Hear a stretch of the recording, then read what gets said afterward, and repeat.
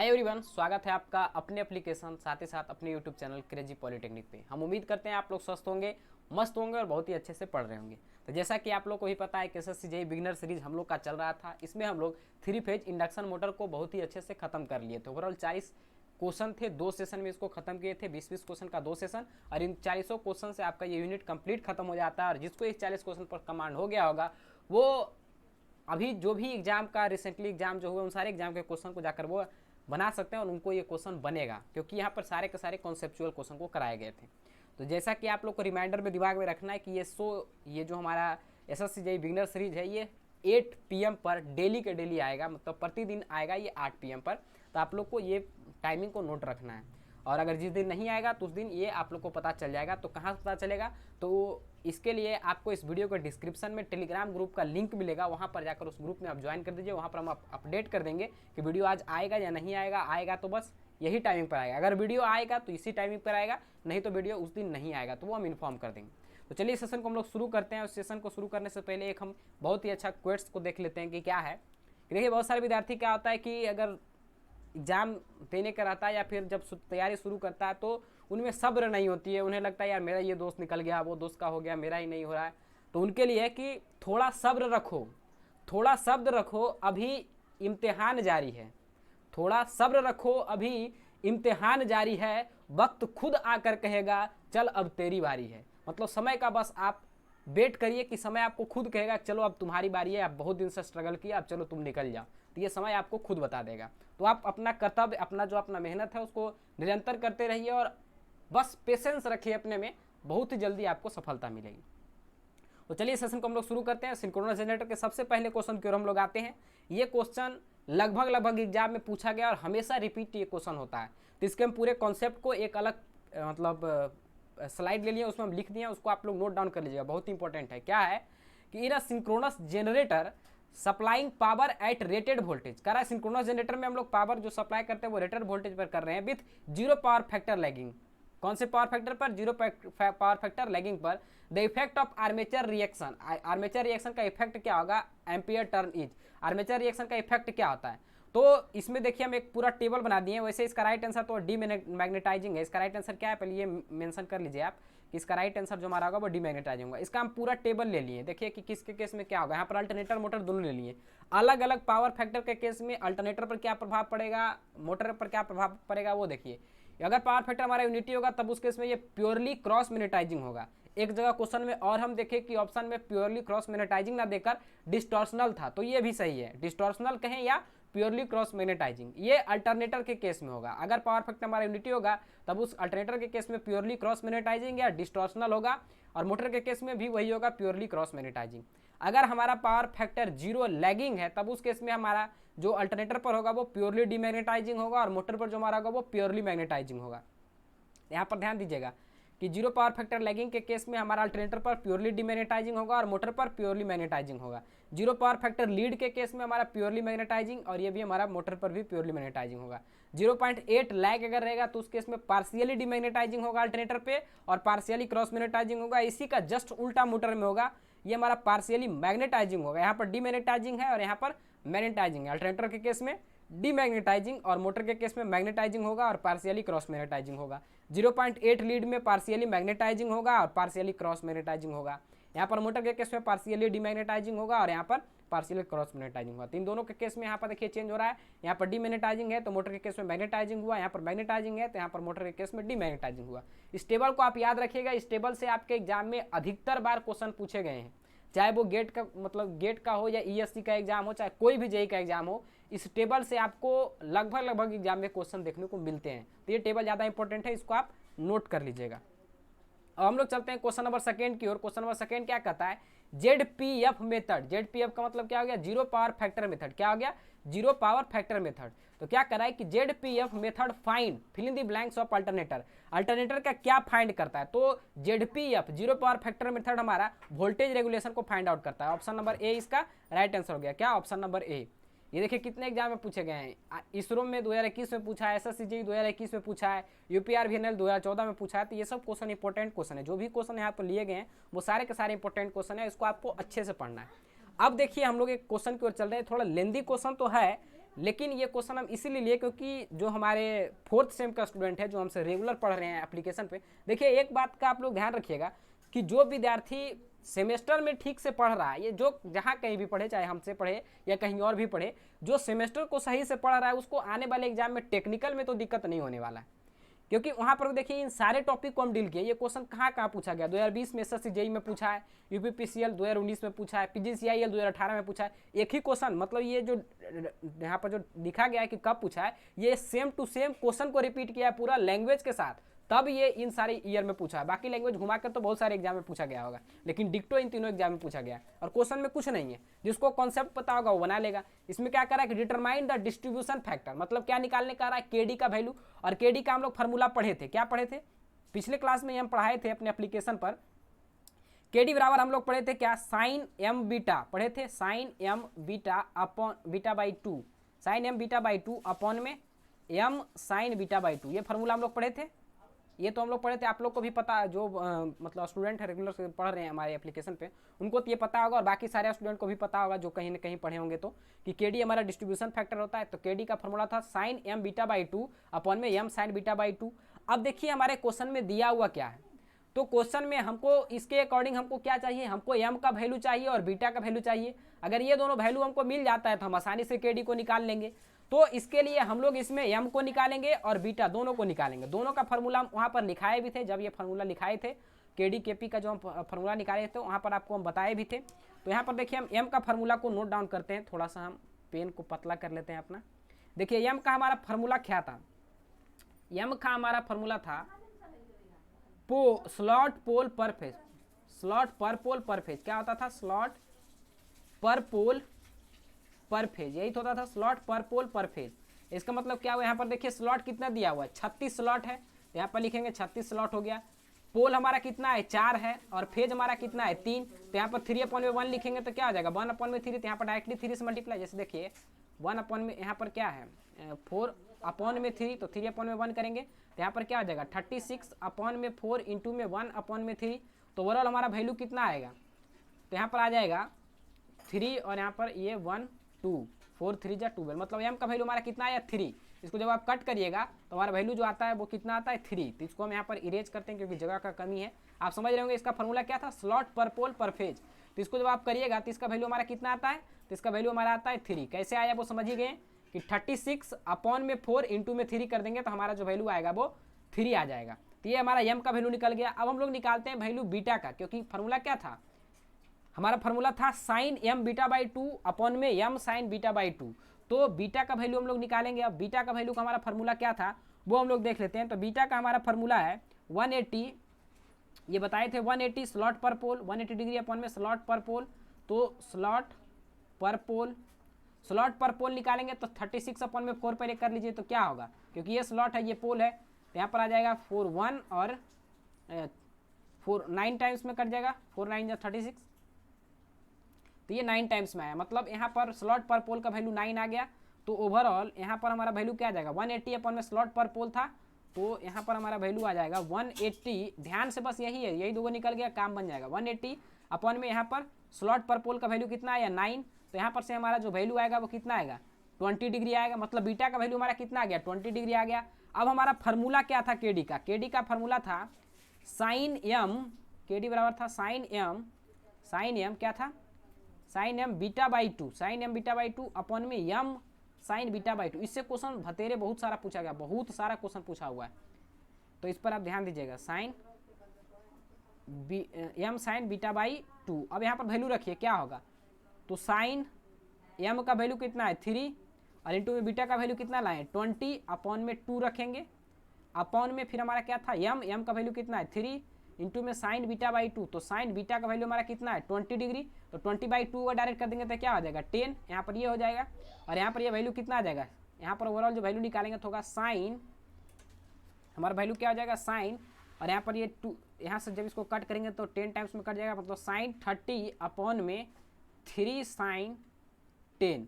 देखिए कौन सा ऑप्शन सही है, साइन 30 डिग्री अपॉन में 3, यहाँ पर स्टार मतलब क्रॉस साइन 30, मतलब 3 गुने साइन 30 यहाँ पर ये देखिए ऑप्शन साइन 30 अपॉन में 3 गुने साइन 10। तो हमारा राइट आंसर हो जाएगा ऑप्शन नंबर ए।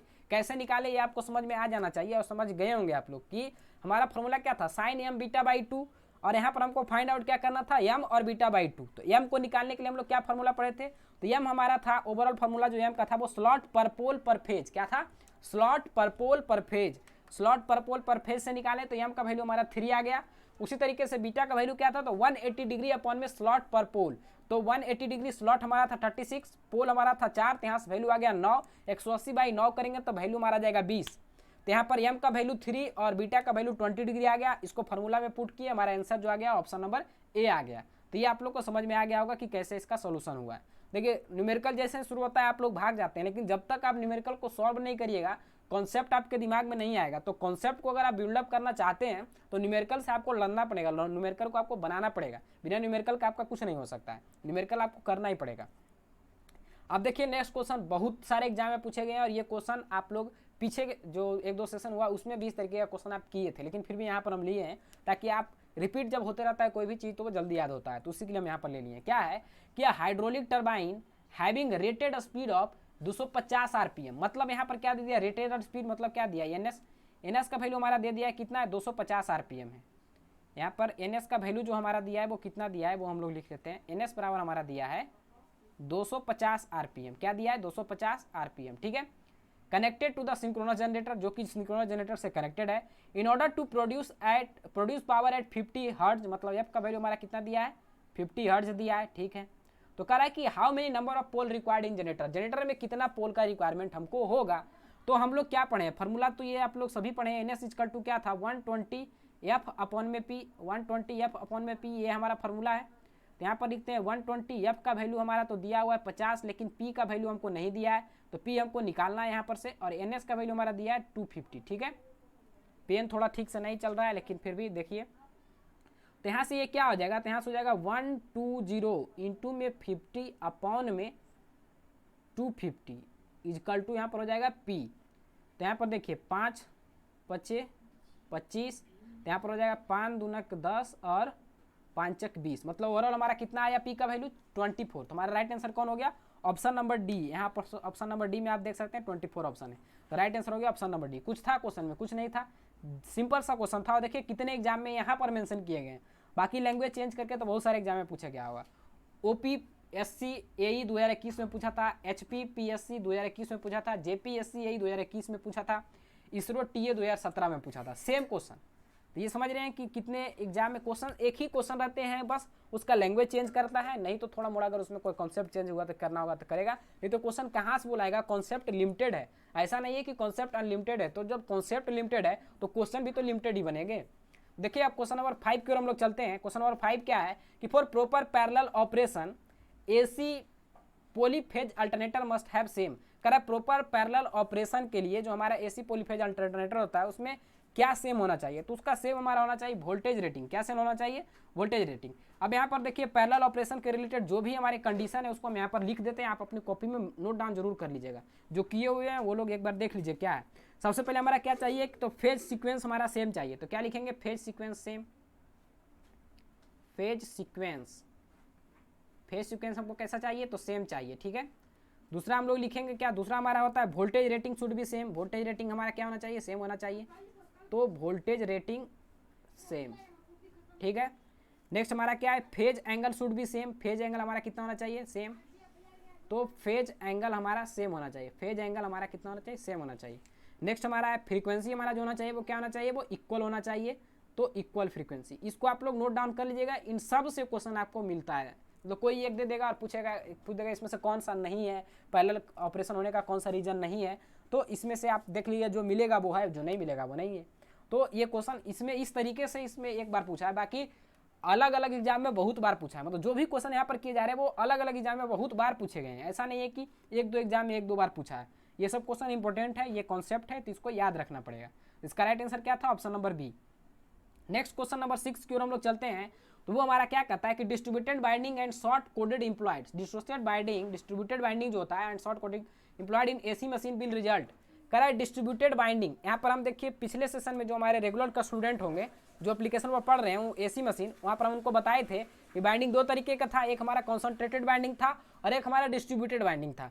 तो कॉन्सनट्रेटेड बाइंडिंग में क्या था कि बाइंडिंग हम लोग एक ही जगह कर रहे थे। डिस्ट्रीब्यूटेड बाइंडिंग में क्या था कि उसमें अलग अलग स्लॉट में हम बाइंडिंग को घुमा दे रहे थे, एक ही बाइंडिंग को बहुत सारे स्लॉट में ले जा रहे थे, तो वहाँ पर वो डिस्ट्रीब्यूटेड बाइंडिंग था। डिस्ट्रीब्यूटेड बाइंडिंग में हमारा ईएमएफ तो कम प्रोड्यूस होता था लेकिन वो एसी नेचर का ज़्यादा होता था, अल्टरनेटिंग नेचर का ज़्यादा होता था। जबकि हमारा कॉन्सनट्रेटेड बाइंडिंग जहाँ पर था वहाँ पर ईएमएफ ज़्यादा प्रोड्यूस हो रहा था लेकिन वहाँ पर वो अल्टरनेटिंग नेचर का उतना नहीं हो पा रहा था, मतलब प्योरली अल्टरनेटिंग नेचर का नहीं हो रहा था। तो उसे वहाँ पर ईएमएफ ज़्यादा मिलता है कॉन्सनट्रेटेड में, लेकिन वो ईएमएफ जो होता है वो अल्टरनेटिंग नेचर का बहुत ही कम होता है। तो क्या कहता है कि डिस्ट्रीब्यूटेड बाइंडिंग जो हम लोग यूज करते हैं वो किसके लिए किए थे, तो इससे क्या होता है तो हमारा हार्मोनिक्स जो हार्मोनिक्स है वो भी हमारा कम होता है और साथ ही साथ हमारा जो है वो ईएमएफ भी रिड्यूस होता है।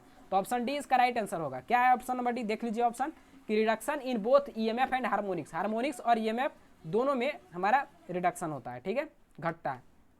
तो ऑप्शन डी इसका राइट आंसर हो गया। अब देखिए क्वेश्चन नंबर 7 की ओर हम लोग चलते हैं। क्या कहता है कि in synchronous alternator which of the following coil will have EMF closer to sine wave. कह रहा है इसमें से कौन सा ऐसा, अभी जस्ट इसके पीछे बढ़ाए वही क्वेश्चन है, बस देखिए लैंग्वेज घुमा दिया, यहाँ पर लिखो नहीं किए कि किसका था, मतलब यहाँ पर ये भी कोई एग्जाम का पूछा हुआ था, यहाँ पर भूल गए लिखना कि कौन सा एग्जाम से, कोई बढ़िया एग्जाम का होगा।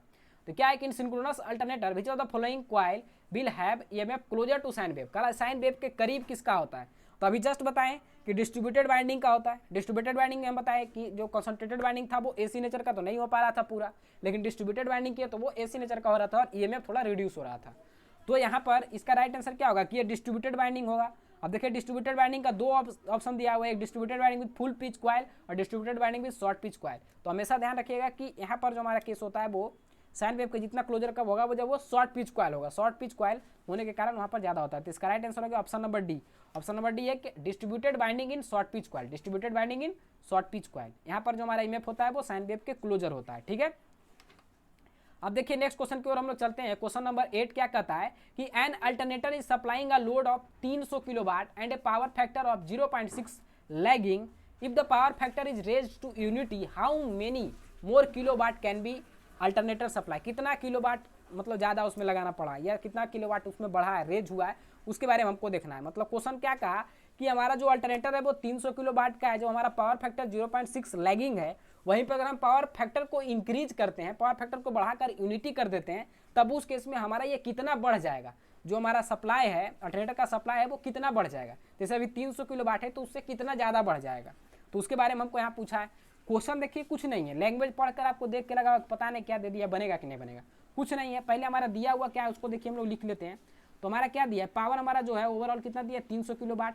तो हमारा W1 का जो वैल्यू दिया है वो कितना दिया है 300 किलोवाट। अब हम लोग पढ़े क्या हैं, तो हम लोग पढ़े हैं W1 बराबर क्या पढ़े हैं V1 V या VL का ये VL IL cos फाई, यही तो हम लोग पढ़े हैं। तो हम लोग पढ़े हैं VL IL cos फाई। यहाँ पर पावर फैक्टर दिया है मतलब cos फाई का वैल्यू दिया है, cos फाई का वैल्यू हमारा कितना दिया है, तो cos फाई का वैल्यू हमारा दिया है 0.6, ठीक है।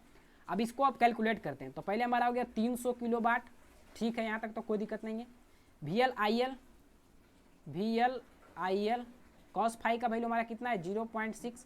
तो यहाँ पर VL IL का वैल्यू निकाल सकते हैं, इसको यहाँ पर डिवाइड कर दीजिए तो VL IL निकल जाएगा।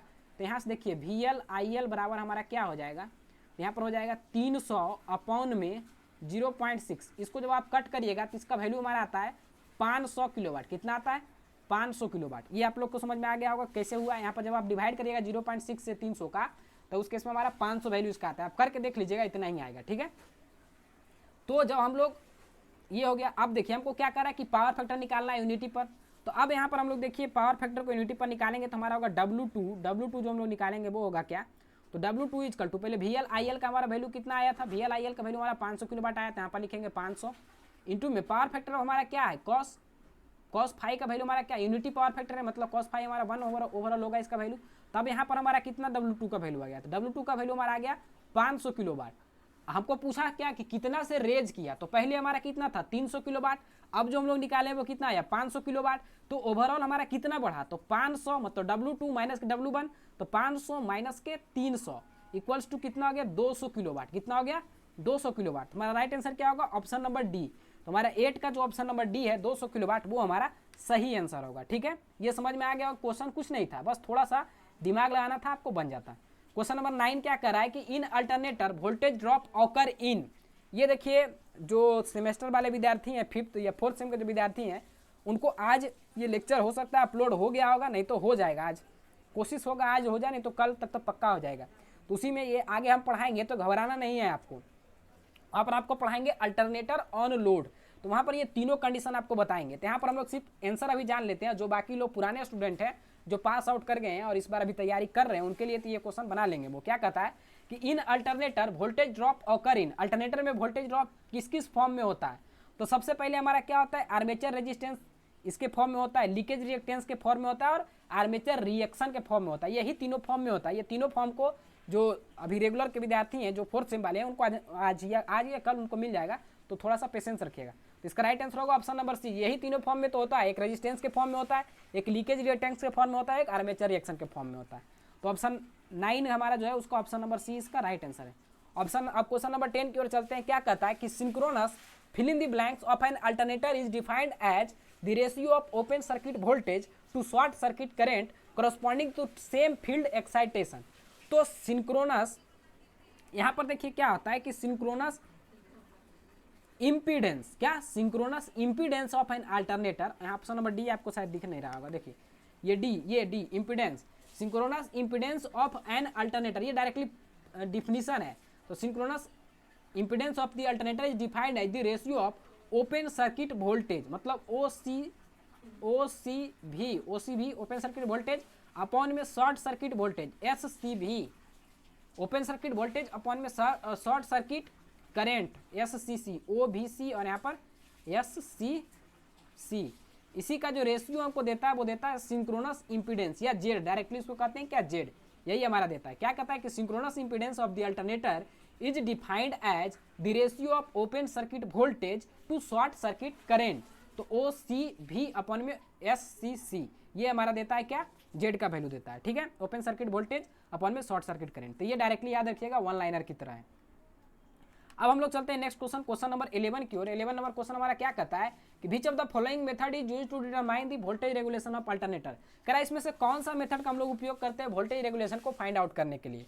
तो यहाँ पर डायरेक्ट लोडिंग मेथड भी होता है, सिंक्रोनस इंपीडेंस मेथड भी होता है और जीरो पावर फैक्टर, इन तीनों मेथड का हम लोग उपयोग करते हैं। तो इसका राइट आंसर हो गया option number D, all of the above.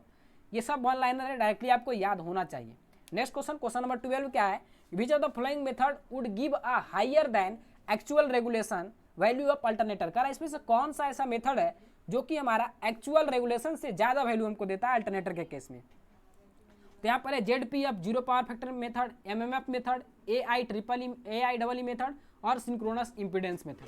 तो इसका राइट आंसर हमारा जो होता है, क्या करेगा, which of the following method would give higher the actual regulation of the alternator. Higher actual regulation आपको फाइंड आउट अगर लेना है, तब उस केस में हमारा जो इसका आंसर होता है वो सिंक्रोनस इंपीडेंस होता है। क्या होता है, option number D, synchronous impedance. Synchronous impedance हमारा राइट आंसर होगा, सिंक्रोनस इंपीडेंस। ठीक है, ये याद रखिएगा, डायरेक्टली वन लाइनर है, ये सब में कुछ दिमाग लगाना नहीं, डायरेक्ट याद करने वाला था। नेक्स्ट क्वेश्चन है, the synchronous reactance is the, synchronous reactance हमारा क्या होता है। तो सिंक्रोनस रिएक्टेंस क्या है, reduction reactance due to armature reaction of the machine. Synchronous reactance क्या है, reactance due to the armature reaction machine. Armature reaction जो मशीन का होता है उसका रिएक्टेंस होता है, आर्मेचर रिएक्शन के कारण जो मशीन में होता है उसी कारण रिएक्टेंस होता है। दूसरा हमारा reactance due to leakage flux, leakage flux के कारण, यह दोनों का कॉम्बिनेशन, तो दोनों का कॉम्बिनेशन होता है। Armature reaction of the machine पर भी होता है और लीकेज फ्लक्स, दोनों का कॉम्बिनेशन होता है।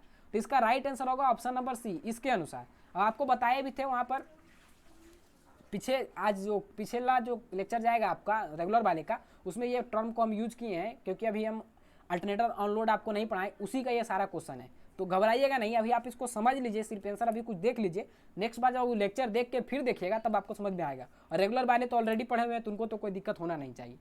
नेक्स्ट क्वेश्चन, क्वेश्चन नंबर 14 की ओर हम लोग चलते हैं। क्या कहता है कि 3 phase alternator are invariably connected to a star so as to. कह रहा है कि 3 फेज अल्टरनेटर को हम लोग स्टार में कनेक्ट करते हैं, क्यों, ऐसा क्यों करते हैं, किसके लिए करते हैं। तो reduce the size of stator conductor, stator conductor के साइज को रिड्यूस करने के लिए करते हैं, या increase the terminal voltage, terminal voltage को इंक्रीज करने के लिए करते हैं, या मैग्नेटिक लॉसेस को कम करने के लिए करते हैं, या ऑल ऑफ दी अबव। तो इसको हम लोग करते हैं टर्मिनल वोल्टेज को इंक्रीज करने के लिए। ऑप्शन नंबर बी इसका राइट आंसर होगा।